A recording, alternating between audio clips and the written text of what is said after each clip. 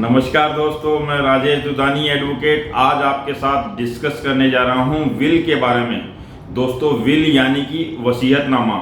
वसीयतनामा एक ऐसा दस्तावेज है दोस्तों जो किसी भी व्यक्ति को अपने जीवन काल के दौरान ही बनाना है, और जीवन काल के दौरान जो बनाता है वो वसीयतनामा लागू सिर्फ और सिर्फ उसकी मृत्यु के बाद होता है। यानी कोई भी वसीयत जो है व्यक्ति अपने जीवन काल में बनाता है और वो जो लागू होगी वो उसके मृत्यु के बाद होगी।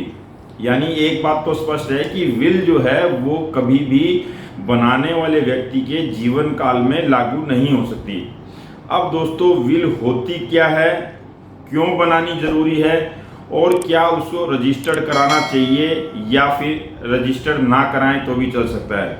दोस्तों, सबसे पहले आपको मैं बता दूं कि विल जो वसीयत है वो कोई भी व्यक्ति अपने जीवन काल में इसलिए बनाता है कि उसके जाने के बाद में उसके परिवार के लोगों के बीच में किसी भी तरह का कोई मतभेद आपस में क्रिएट ना हो और वो शांतिपूर्वक उस व्यक्ति की प्रॉपर्टी का बंटवारा आराम से कर सकें।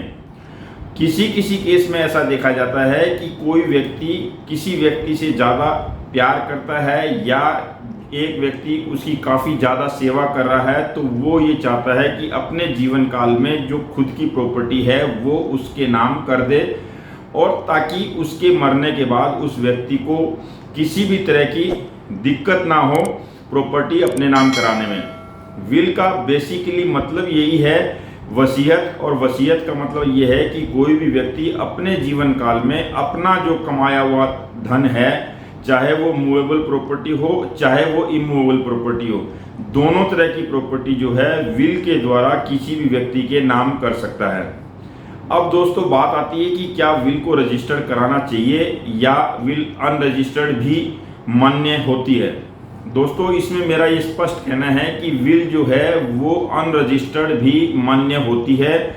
एज पर रजिस्ट्रेशन एक्ट जो है विल को रजिस्टर्ड कराना अनिवार्य नहीं है।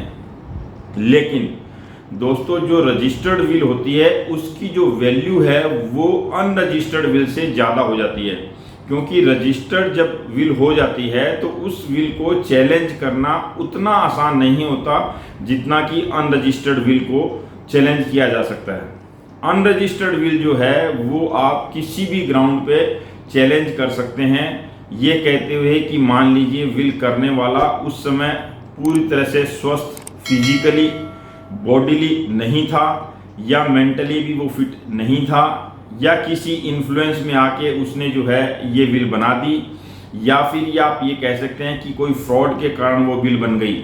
इस तरह से कुछ एक ऐसे मुद्दे हैं जिनको लेके आप इस विल को चैलेंज कर सकते हैं। लेकिन दोस्तों, रजिस्टर्ड विल में ये चीज़ें ज़्यादा महत्व इसलिए नहीं रखती क्योंकि रजिस्टर्ड विल में जो है विल कराने वाला व्यक्ति अपने दो विटनेस के साथ में सब रजिस्ट्रार के ऑफिस में पेश होता है, जहां पे पूरी इंक्वायरी यानी कि पूरी तरह से तहकीकात होने के बाद में वो डॉक्यूमेंट्स रजिस्टर्ड होते हैं। और आजकल तो दोस्तों रजिस्टर्ड विल का मतलब ये हो गया कि हर विटनेस की फ़ोटो खींची जाती है, जो विल कर रहा है उसकी भी फ़ोटो होती है। इसलिए इस तरह के जो एलिगेशंस हैं वो अपने आप में कम हो जाते हैं। यहाँ पर जो रजिस्टर्ड विल है वो ज़्यादा महत्व रखती है। इसी तरह से मान लीजिए अगर आपके पास में रजिस्टर्ड विल है और आप उस विल के तहत में कोई डॉक्यूमेंट रजिस्ट्रेशन कराना चाह रहे हैं या बैंक से लोन वगैरह लेना चाह रहे हैं, तो उस केस में आपको रजिस्टर्ड विल का बेनिफिट मिल सकता है। ऐसा नहीं है कि आपको मिल ही जाएगा, लेकिन आपको रजिस्टर्ड विल का बेनिफिट मिल सकता है। तो यानी कि आप अगर विल को रजिस्टर्ड करा लेते हैं तो आपके जो हाथ हैं वो मजबूत हो जाते हैं। और अनरजिस्टर्ड विल में सिर्फ और सिर्फ इतनी सी रहती है कि आपको जो है उस विल को चैलेंज किसी भी दूसरा व्यक्ति कर सकता है, और वहाँ पे आपको उस विल को प्रूफ करना पड़ता है। ऐसा नहीं है कि आप जो है अनरजिस्टर्ड विल ही चैलेंज कर सकते हैं, आप रजिस्टर्ड विल भी चैलेंज हो जाती है और रजिस्टर्ड विल को भी चैलेंज किया जा सकता है। विल दोनों तरह की ही चैलेंज की जा सकती है, ऐसा नहीं है कि रजिस्टर्ड विल चैलेंज नहीं होती है। इसलिए मेरा ये कहना है कि विल को आप अगर रजिस्टर्ड करा लेते हैं तो आपकी जो विल की वेटेज है वो बढ़ जाती है। तो इस तरह से मैं इस टॉपिक पे ये समझाना चाह रहा था कि विल जो है वो एक वसीयत जो कोई भी व्यक्ति अपने जीवन काल में करता है और वो जो लागू होती है वो उसके मरने के बाद होती है, और उस विल में जिस भी प्रॉपर्टी का जिस व्यक्ति के नाम लिखा गया या कर दी गई है उस व्यक्ति के अंडर वो प्रॉपर्टी या वो संपत्ति जो है आ जाती है, और उसका जो मालिक है फिर वो उस विल के आधार पे बन जाता है। तो दोस्तों ये विल पे एक छोटा सा वीडियो अगर आपको अच्छा लगा हो तो इसे लाइक शेयर और सब्सक्राइब जरूर करें, साथ में बटन को प्रेस कर दें ताकि कोई भी मेरा नया वीडियो आप तक पहुंचे। और दोस्तों अगर अभी तक आपने मेरा चैनल सब्सक्राइब नहीं किया है तो मेरी छोटी सी गुजारिश है कि मेरा चैनल जरूर सब्सक्राइब करें।